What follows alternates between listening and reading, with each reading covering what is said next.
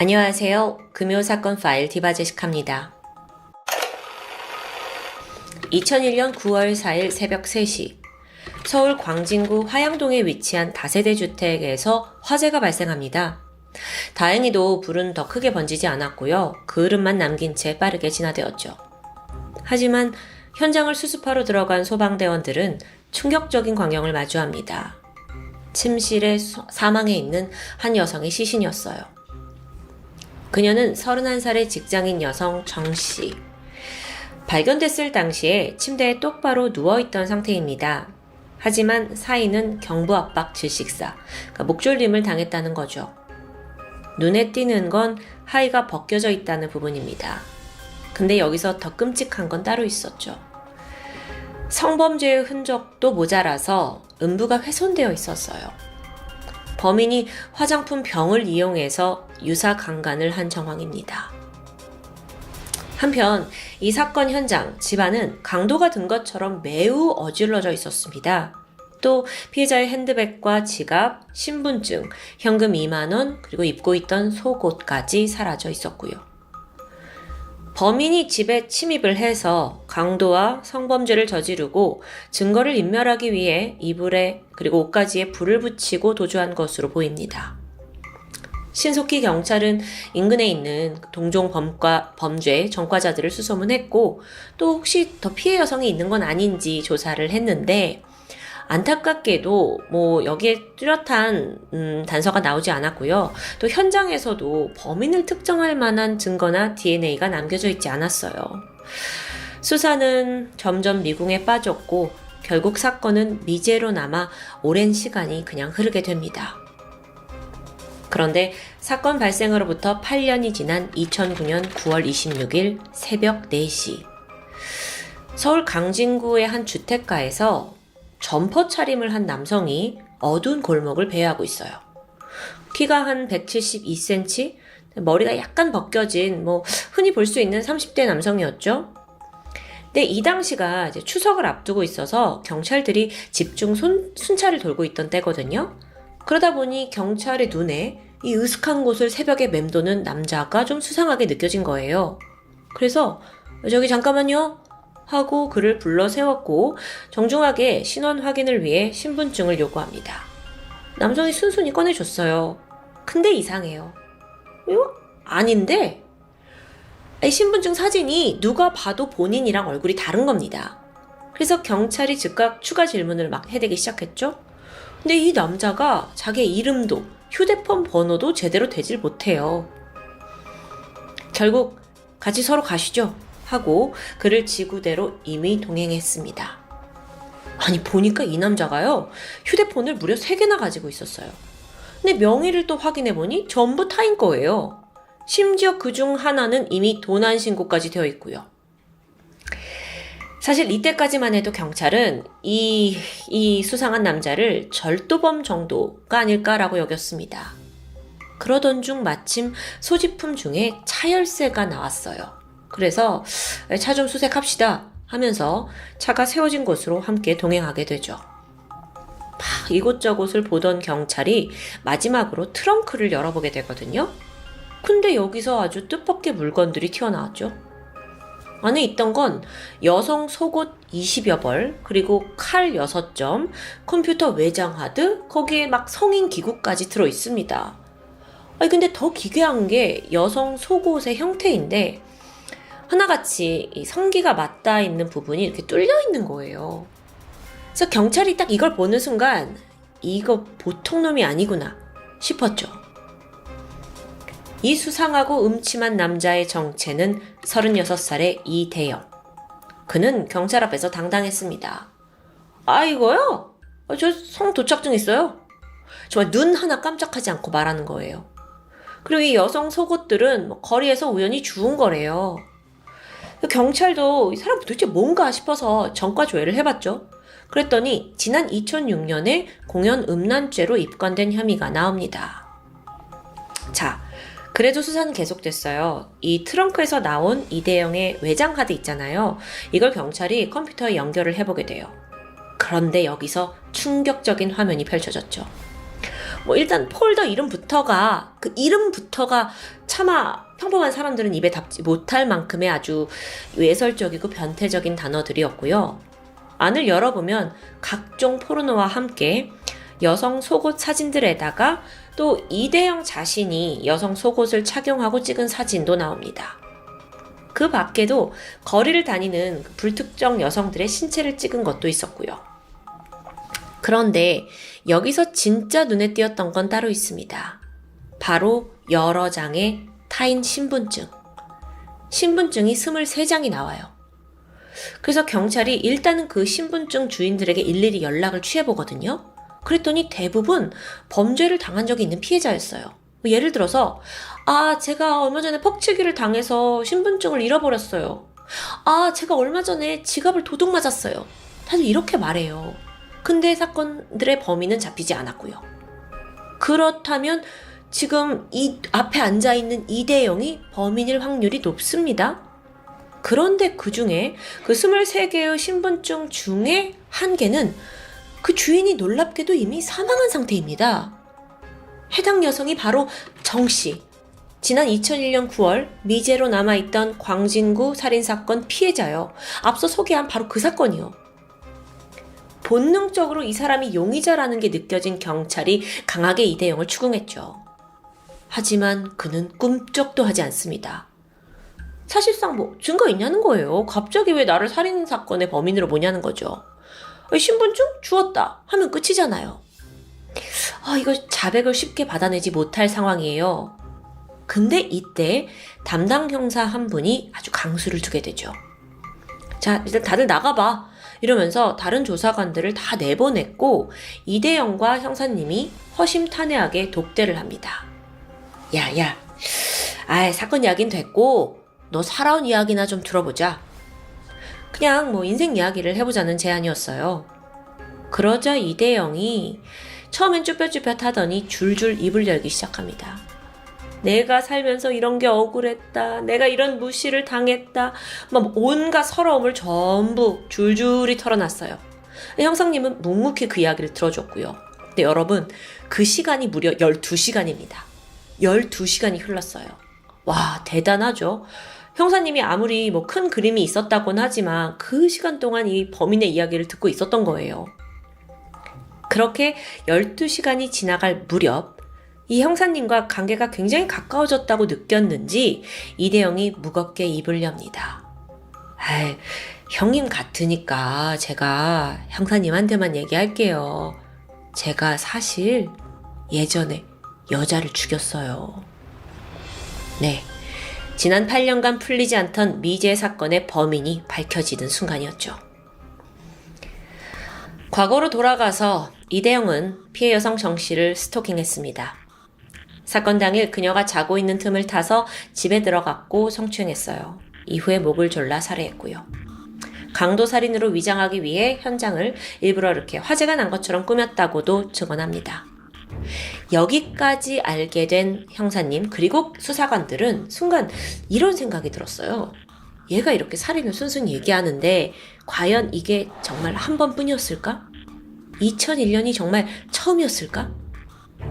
그러고 보니까 이 사람이 과거에 다수의 광도 범죄를 저지른 전적이 있습니다. 그 중에는 둔기를 휘둘러서 30대 남성 피해자가 중태에 빠진 일도 있었는데요. 경찰은 이 사건들을 좀 보면서 이대영이 중랑구에서 집중적으로 활동했다는 거에 주목했어요. 그래서 해당 지역에서 벌어진 비슷한 미제 사건들을 다 추려내기 시작합니다. 그러자 떠오른 사건이 있어요. 지난 1995년 아차산에서 벌어진 한 살인사건이었죠. 때는 1995년 10월 19일 광진구 중곡동 아차산에 있는 한 약수터 인근에서 58세의 여성 김씨의 시신이 발견됩니다. 신고자는 당시 물들어 약수터에 갔던 고시 준비생이었는데 우연히 좀 악취가 나는 거예요. 약수터 근처에서. 무슨 일이야 하고 주변을 살펴보던 중 시신을 발견했던 겁니다. 당시 시신이 매우 잔인하게 훼손되어 있었어요. 알몸인데다가 땅에 끌려온 듯 상반신의 많은 부분이 긁혀 있었고요. 게다가 음부에는 나뭇가지가 꽂혀 있는 너무도 충격적인 모습입니다. 피해자인 그녀는 김 씨는요, 전날인 10월 18일 오후 6시쯤 이 약수터에 물을 뜨러 나왔다가 실종된 상태였어요. 수사관은 이게 분명 성적 이상자의 소행이다 라는 건 감지했는데 이후의 수사는 제자리 걸음이었죠. 결국 용의자 찾지 못한 채 지금껏 미제 사건으로 분류되어 있었고요. 다시 현재로 돌아와서 경찰은 어쩌면 이 사건 또한 이대영 짓일 수도 있다고 생각했어요. 특히나 피해자의 음부에 이물질을 꽂는 변태적인 수법이 동일했기 때문인데요. 그래서 다시 이대영에게 갔죠. 끈질기게 추궁을 합니다. 그 결과 마침내 자백이 터져 나왔습니다. 1995년 당시 23살이었던 이대영은 막 군대를 제대한 참이었습니다. 사건 당일 그는 아차산으로 등산을 갔고 약수터에 도착해서 막 어프 세수를 하기 시작했어요. 근데 마침 그 모습을 보고 피해자가 한마디 했죠. 아유, 다들 그 물 마시는 물인데 그렇게 세수를 하면 어떡해요.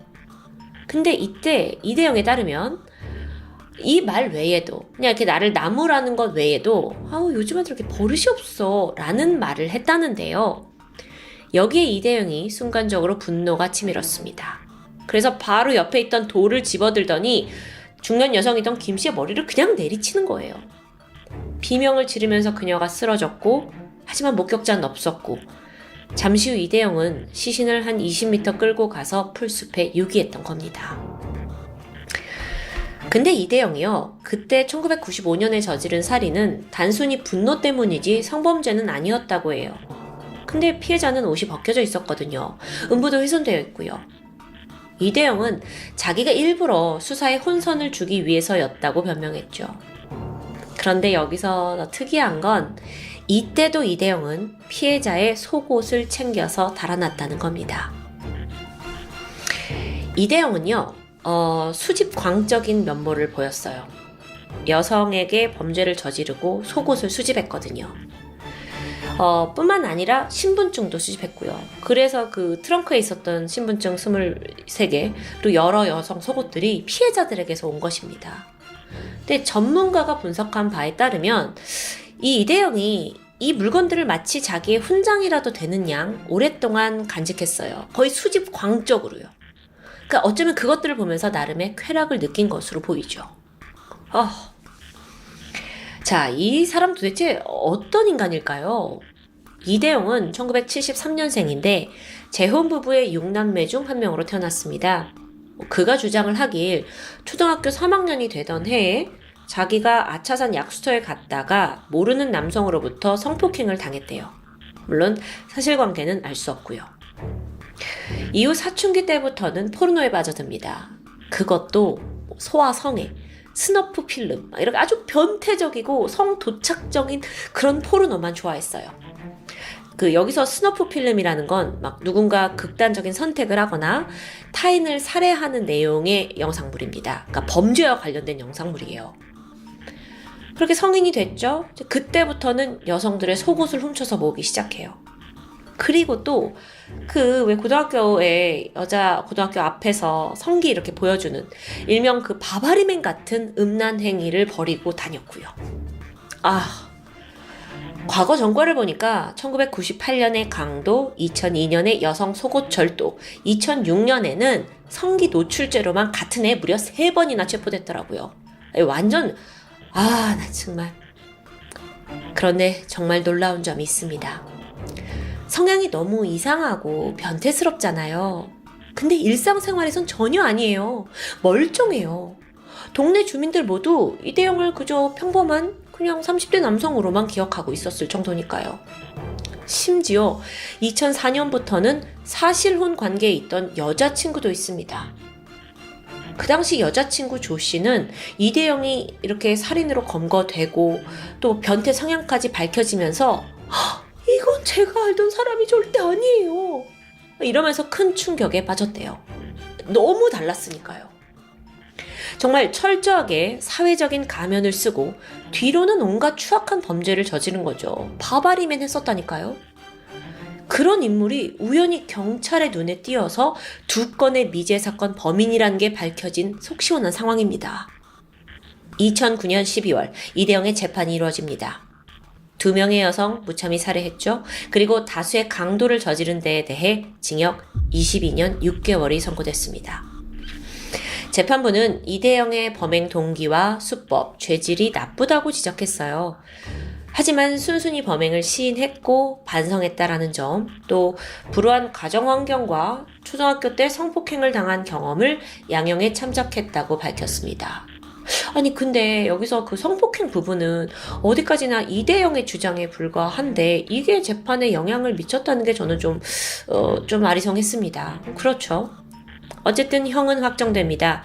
2009년에 이 판결을 받았으니까 이대영이 50대 후반의 나이가 되면 다시 사회로 나오게 되겠죠. 마지막으로 여담이 남아 있습니다.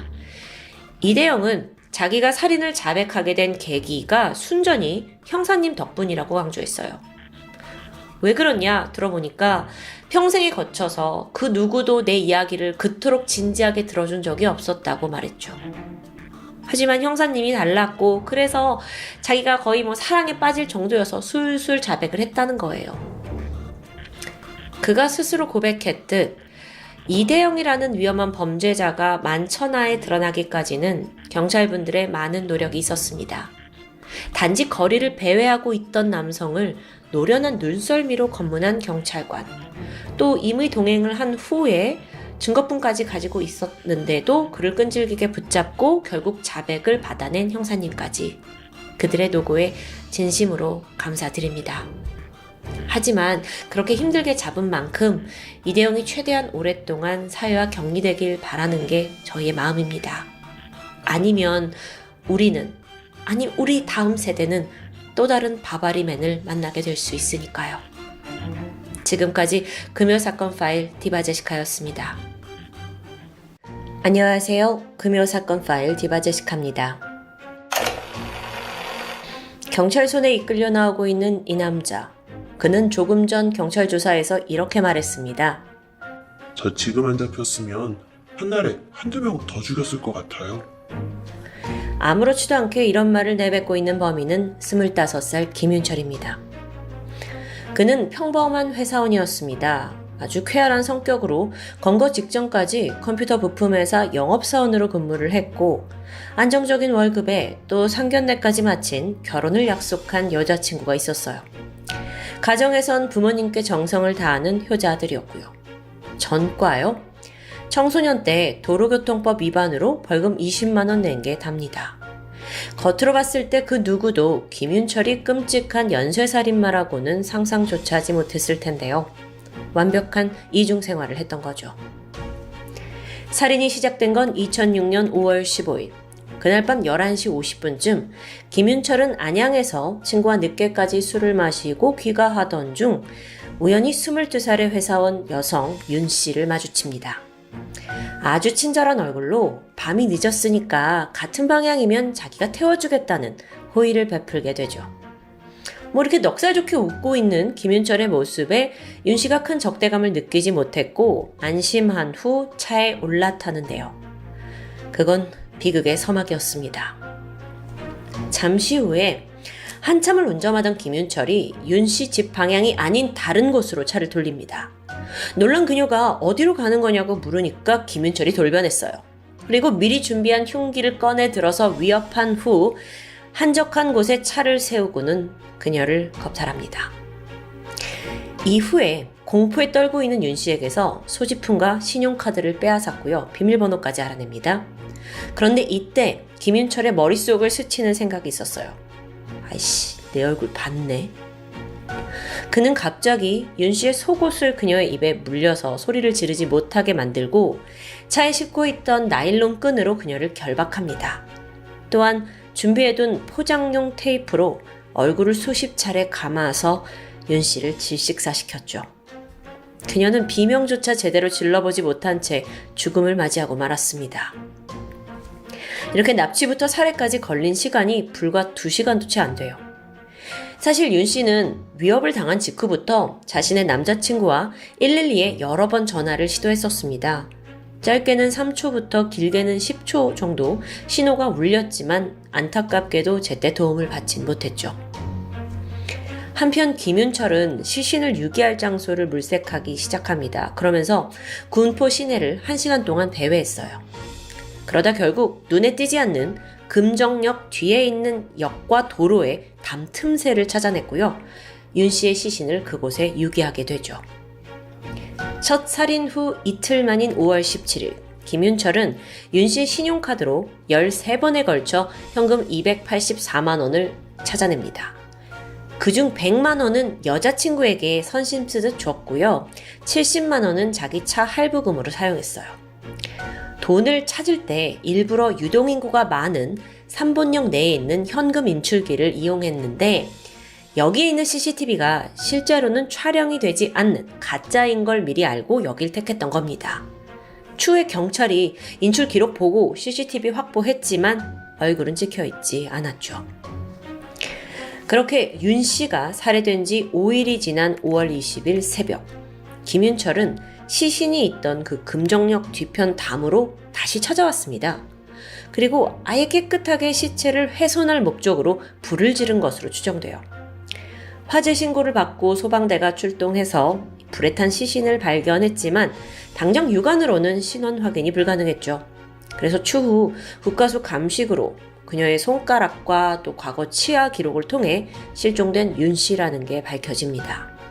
한편 다시 평범한 일상으로 돌아간 김윤철은 살인을 저지른 바로 다음 날 어젯밤 죽은 윤 씨에게서 빼앗은 카메라를 가지고 자신의 여자친구와 민속촌 데이트를 갑니다. 거기서 그 카메라로 열심히 여자친구 찍어줬고요. 또 다시 그 카메라를 회사로 가져가더니 자랑하듯 동료들에게 보여줬어요. 찰칵찰칵 동료들 찍어주고 심지어 자기 셀카도 찍어댔고요. 살인을 하고 바로 다음날 데이트에 또 출근까지. 2006년 6월 9일 밤 11시 30분입니다. 김윤철은 차를 끌고 또다시 거리로 나왔습니다. 3번역 근처에서 타겟을 물색하던 중이에요. 그러다가 앳돼 보이는 20살 대학생 여성 김 씨를 발견합니다. 그녀에게 다가가서 학생 늦었는데 집에 데려다 줄게요. 같은 수법으로 유인했죠. 차에 탄 김 씨는 자신의 남자친구 이야기, 학교 생활 이야기, 이렇게 소소한 수다를 떨었다는데요. 그 시간이 무려 1시간 40분이나 지속됐다고 합니다. 그때 한편 친구와 통화를 하기도 했어요. 나 집에 가는 중이야 라고만 말했죠. 그런데 얼마 후 김윤철이 본색을 드러냅니다. 그녀의 신체를 더듬기 시작한 거예요. 겁먹은 이 여학생이 급하게 차에서 내리려고 했죠. 그러자 김윤철은 그녀를 흉기로 위협했고 잠시 후 20살 김 씨 또한 앞서 윤 씨와 같은 방법으로 잔혹하게 살해됩니다. 얼굴을 봤다는 이유에서였어요. 추후 경찰 조사에서 김윤철은 그때 김 씨는 신용카드를 가지고 있지 않았고 현금도 10,000원밖에 없었다. 그리고 끝내 성폭행만은 안 된다고 강하게 저항해서 나도 포기했다 라고 진술했거든요. 근데 발견된 그녀의 시체에는 성폭행의 흔적이 곳곳에서 보였습니다. 김 씨는 실종 3주가 지난 7월 3일 의왕시 청계동 공동묘지 근처 풀숲에서 웅크려 있는 나체로 발견되었어요. 특이한 점은 허벅지 부근에 예리한 흉기로 도려낸 듯한 깊은 상처가 있었고요. 양손이 결박당한 채 얼굴은 테이프로 휘감겨져 있었죠. 후에 범인은 사체 훼손 부분에 대해서는 부인했지만 국과수 부검 결과 그 상처가 벌레나 우연히 생길 만한 게 아니라 다분히 의도적으로 도려내진 거라는 소견을 밝혔습니다. 자, 이렇듯 일대에서 같은 수법으로 살해된 2명의 여성 사체가 발견되면서 경찰은 비상에 걸렸습니다. 이 첫 번째, 두 번째 사건이 한 달도 채 되지 않은 시점에서 발생을 했기 때문에 언제 어디서 세 번째 살인이 벌어질지 모르는 위험한 상황이에요. 두 여성은 서로 모르는 사이고 목격자도 CCTV도 없고 범인을 추적할 증거도 없습니다. 경찰이 난항을 겪고 있었죠. 그리고 그러던 중 세 번째 피해자까지 생기고 맙니다. 7월 1일 밤 11시 군포시 3번동에서 집으로 귀가하고 있던 당시 27살의 허씨. 김윤철은요, 이미 지난 2번의 범행을 자기가 완벽하게 처리했다는 나름의 자신감을 얻은 듯 했어요. 그래서 세 번째 범행에선 더 과감한 모습을 보이게 됩니다. 여러분, 보통 연쇄 살인범들은 살인을 하면 할수록 더 대범해지고 잔인해지는 모습을 보인다고 해요. 그게 여기서도 나타난 거죠. 이번에 김윤철은 애초부터 폭력을 사용해서 강제로 그녀를 차에 태웠어요. 그리고 이전과 같은 방법으로 그녀를 살해하고 시신을 유기합니다. 그런데 이때 죽은 허 씨에게서 챙긴 물건이 하나 있습니다. 바로 명품 구찌 가방이에요. 여성용이죠? 네. 김윤철은 이 가방을 자신의 여자친구에게 선물합니다. 기가 막히죠. 한편 연쇄살인 사건의 범인을 추적하던 경찰이 한 가지 꾀를 내게 돼요. 우선 범인은 첫 피해자였던 윤 씨의 돈을 인출한 현금 지급기 CCTV가 촬영이 되지 않는다는 걸 이미 알고 있었죠. 그래서 여기 와서 뽑은 거니까요. 그렇다면 다른 여성들에게서도 뺏은 카드를 여기서 인출하지 않을까요? 즉각 경찰은 정상으로 작동하는 CCTV로 교체를 한 후에 상황을 지켜보기로 합니다. 그리고 이 예상은 적중했죠. 범인 김윤철이 세 번째 피해자 허 씨의 신용카드를 들고 또다시 이곳을 찾았던 겁니다. 허 씨가 실종된 지 이틀 후인 7월 3일. 이때는 아직 허 씨의 시신이 발견되기 전인데요. 김윤철이 그녀의 카드로 120만 원을 인출하는 장면이 포착됩니다. 경찰이 신속하게 신원을 확보했고 다음날 새벽 아파트 주차장에서 김윤철을 긴급 체포하는데 성공합니다. 경찰에 연행된 후 김윤철은 완강히 범행을 부인했습니다. 이미 현금 인출기에 얼굴 찍혀 있고 또 경찰이 증거까지 확보했지만 무조건적으로 난 아니다 이런 식이에요. 그러다가 김윤철의 패기를 꺾을 만한 결정적인 단서가 등장하죠. 바로 국과수의 DNA 분석 결과였습니다. 아니 이게 정확히 일치하잖아요.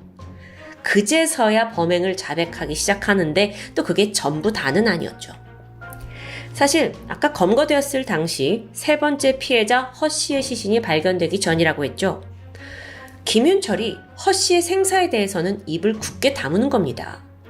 분명 마지막으로 쓴 게 허 씨 카드인데 경찰이 이 여성은 지금 어디 있냐 어떻게 됐냐 추궁을 해도 입을 열지 않아요. 그러다가 결국 기자회견을 1시간 앞둔 7월 5일 오후 2시 김윤철이 직접 수사관에게 면담을 요청했고 이때 자기가 허 씨를 죽이고 유기한 사실을 자백합니다. 서둘러 경찰이 장소를 파악한 후에 가봤죠. 그리고 같은 날 의왕시 백운호수 인근 야간 풀숲에서 허 씨의 시신을 발견합니다. 발견 당시 그녀의 몸 여기저기에 구타로 인한 상처가 남아 있었어요.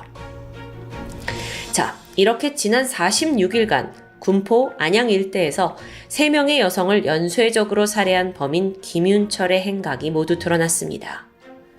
낮에는 평범한 직장인이자 또 살가운 아들, 그리고 다정한 남자친구였는데 밤이 되면 여성들 물색하고 겁탈한 후에 테이프로 얼굴을 감는 아주 잔인한 방식으로 살인을 즐겼던 김윤철. 그런데요, 앞서 말씀드렸죠? 그는 이전에 전과라고는 없던 사람입니다. 근데 이게 초범이라고 보기에는 수법이 너무도 잔인한 거예요. 그래서 경찰은 도대체 하루아침에 왜 이렇게 잔혹범이 됐는지 동기가 궁금해졌죠.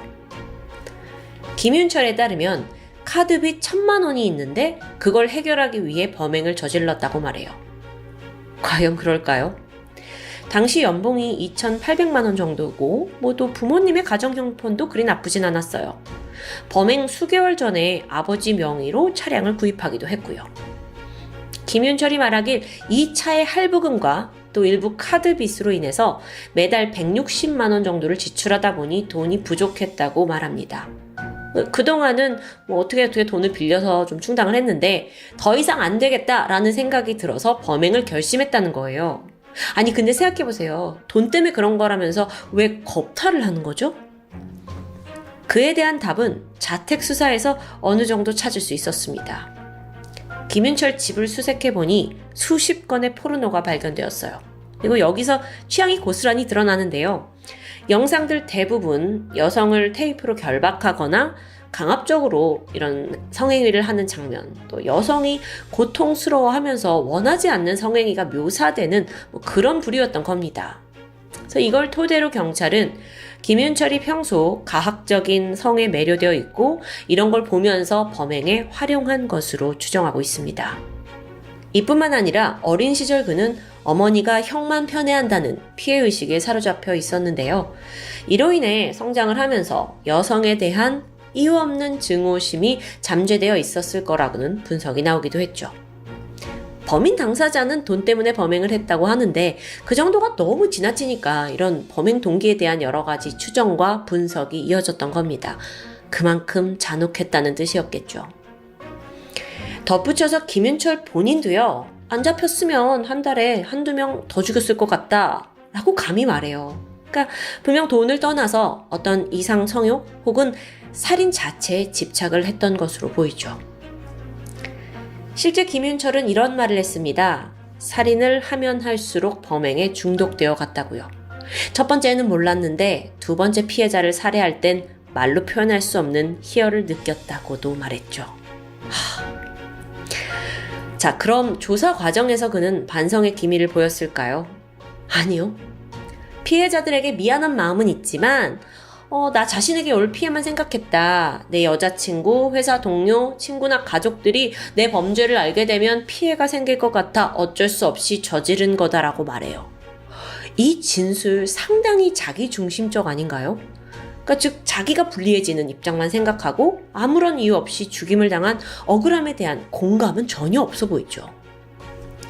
사실 이 사건에서 가장 엽기적인 그런 부분은 이 살인 직후에 피해자 카메라로 여친 사진 찍어주고 동료들한테 자랑하고 또 세 번째 피해자에게 찍은 구찌 가방 막 선물하고 너무도 정말 이중적인 모습이에요. 이런 사람 절대 곁에 두고 싶지 않죠. 근데 한편으론 그렇기 때문에 아무도 그가 연쇄살인범이라고 상상조차 못했던 겁니다. 이제 마무리입니다. 긴 재판 끝에 2007년 6월 김윤철은 대법원에서 무기징역이 확정됩니다. 그리고 현재 차가운 감옥에서 16년째 복역 중이죠. 형식적으로는 가석방이 가능한 상태예요. 그래서 2026년부터 가석방 신청을 할 수는 있지만 워낙 죄질이 나빠서 가능성은 없다고 알려져 있습니다. 검거된 이후 그리고 재판 과정까지도 김윤철은 크게 반성하는 자세를 보이진 않았다고 해요. 미안하다라는 말도 기자들 앞에서 좀 형식적으로 내뱉은 것 같고요.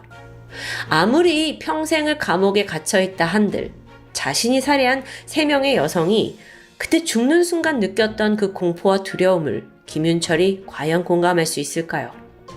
16년이 지난 지금은 어떨지 모르겠습니다. 부디 뼈저리게 자신의 죄를 반성하고 살길 바라봅니다. 지금까지 금요사건 파일 디바제시카였습니다.